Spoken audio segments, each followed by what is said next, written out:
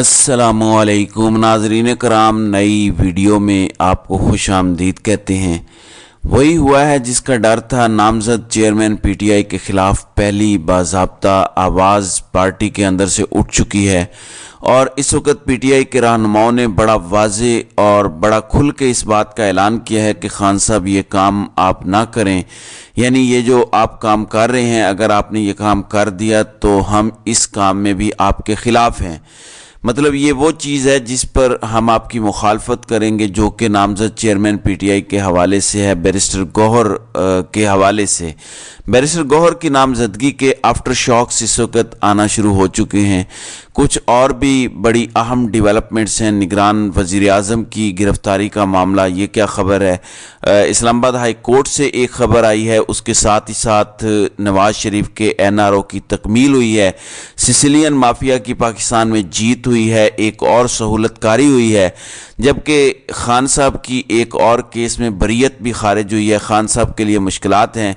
इस वक्त पूरे का पूरा निज़ाम किस तरह से एक्सपोज होता जा रहा है, जबकि पीटीआई के मज़ीद रहनुमा पार्टी छोड़ने के लिए क्यों तैयार हो रहे हैं, अंदर खाते खिचड़ी क्या पक रही है, ये सारी डिटेल्स एक एक करके मैं आपके सामने रखता हूँ। नाज़रीन कराम, एक जानिब इस्लामाबाद हाई कोर्ट ने एक बहुत बड़ा डिसीजन दिया और तमाम लापता बलोच तलबा को 10 जनवरी तक बाजियाब कराने का हुक्म दिया है। केस की समाअत के दौरान जस्टिस मोहसिन अख्तर कियानी ने रिमार्क्स दिए कि अगर लापता अफराद बाजियाब ना हुए तो वज़ीर आज़म और वज़ीर दाखिला के खिलाफ FIR का हुक्म दूंगा। जस्टिस मोहसिन अख्तर कियानी ने बलोच तलबा गुमशुदगी केस की समाअत की। अटारनी जनरल ने बताया कि 22 बलोच तलबा को बाजियाब करवा लिया गया है, वो घर पहुँच चुके हैं, जबकि 28 बलोच तलबा अब भी लापता हैं। तमाम लापता अफराद को बाजियाब कराने की कोशिशें जारी हैं। मोहसिन अख्तर कियानी ने रिमार्क्स दिए कि ये बुनियादी इंसानी हुकूक का मामला है। रिपोर्ट बादियों नज़र में ज़ाहिर करती है कि मुल्क में कोई लॉ एंड आर्डर नहीं, जिसका जो जी आए इस मुल्क में वो किया जा रहा है। क्या किसी महज़ब मुआशरे में ये काम होता है? जो भी लापता शख्स बाजियाब होता है वो आकर कहता है कि मैं केस की पैरवी नहीं करना चाहता। निगरान वज़ीर दाखिला सरफराज बुगटी ने कहा कि बहुत सी मिसालें मौजूद हैं कि यहाँ से लोग अफ़गानिस्तान चले गए। बहुत सारे केसेस ऐसे भी हैं जिनमें सिक्योरिटी फोर्सेस के साथ लड़ते हुए मारे गए। एक शख्स भी लापता है तो वो हमारी जिम्मेदारी है और हम उसे ढूंढेंगे।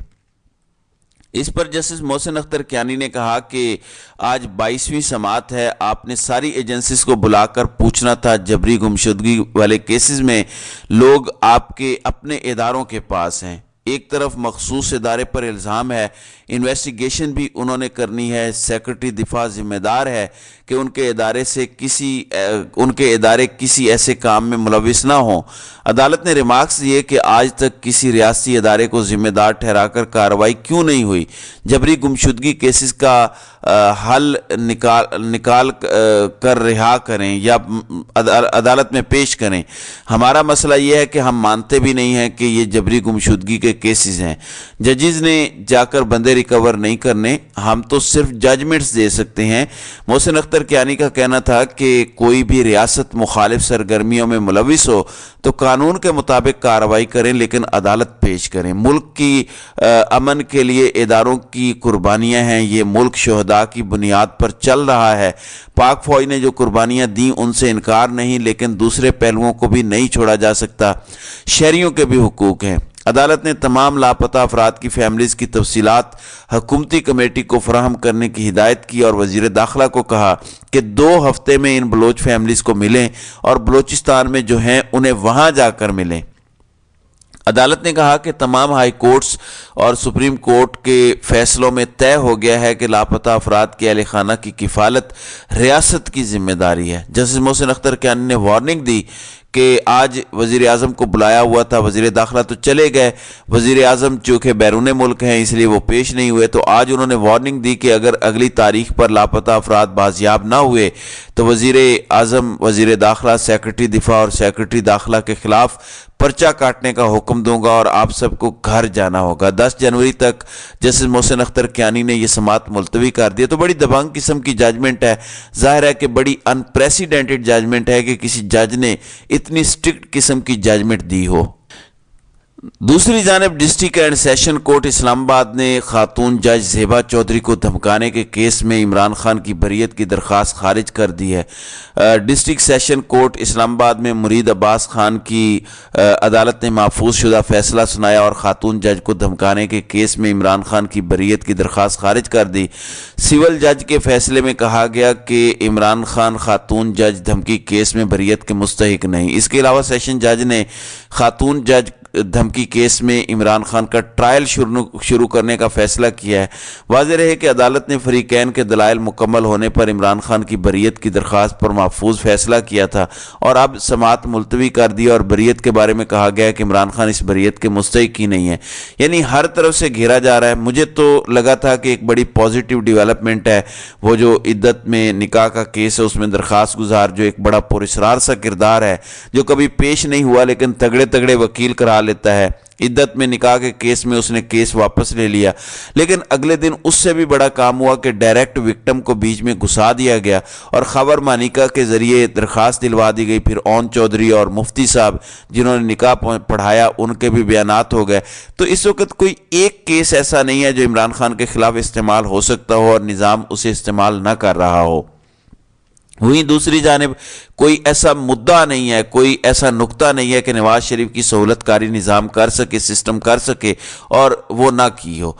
कल नैब ने घुटने टेक दिए। कल जज साहब ने जब कहा नैब से कि आप पॉइंट्स नोट कर रहे हैं तो उन्होंने कहा जी जी हम पॉइंट्स नोट कर रहे हैं नवाज शरीफ के वकील के।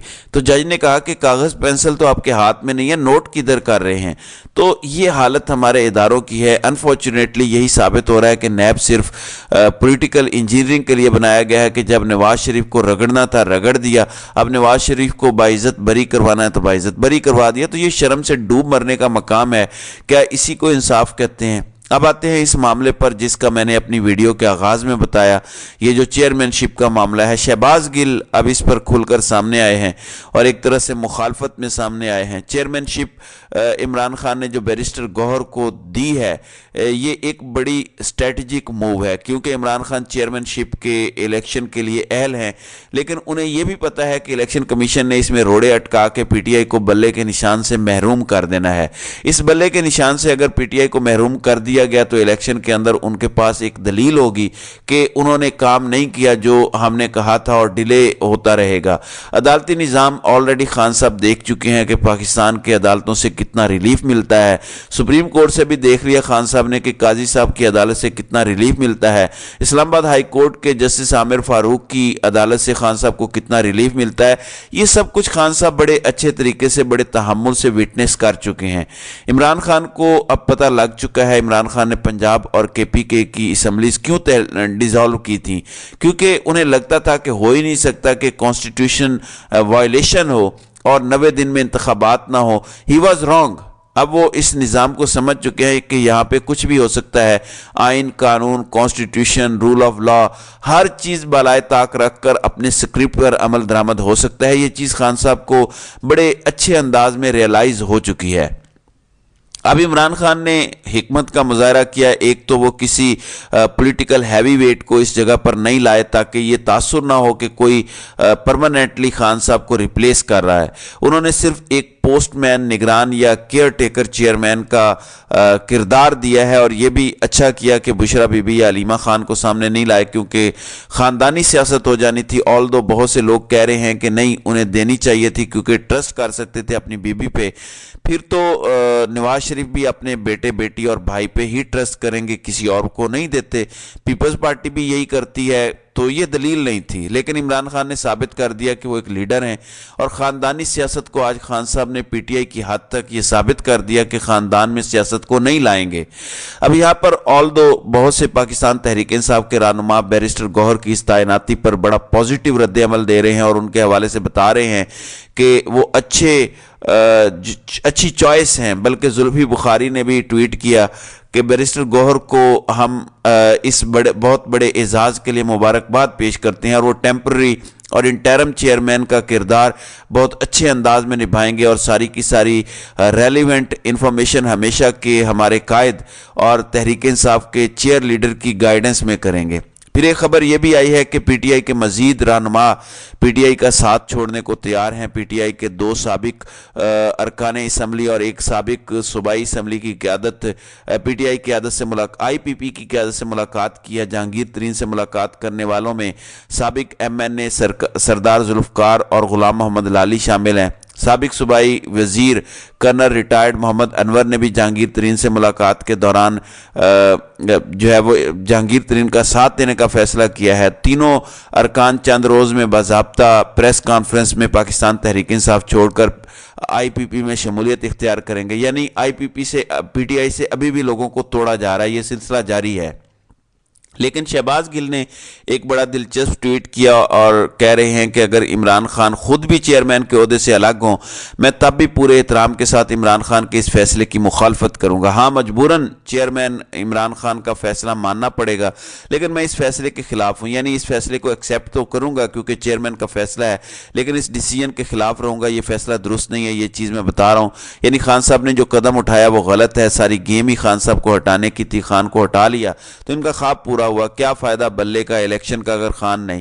میں ابھی بھی کہتا ہوں کہ خان لڑ جائے اور یہ بلے کا نشان لیتے ہیں تو لے لیں، بلے اور پی ٹی آئی کے بغیر یہ الیکشن نہیں کروا سکتے، اس الیکشن کو کوئی مانے گا نہیں، ان کے بلف میں نہ آئے، یہ میری ذاتی رائے ہے۔ اب عمران خان نے ظاہر ہے کچھ سوچ کر یہ ڈیسیژن لیا ہوگا۔